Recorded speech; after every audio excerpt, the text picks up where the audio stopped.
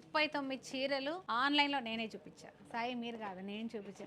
వచ్చి రాగానే లక్ష్మి గారు మాకు శారీస్ వీడియోలో చూపిస్తారా? మీరు చూపించండి అనేసి అడిగారు.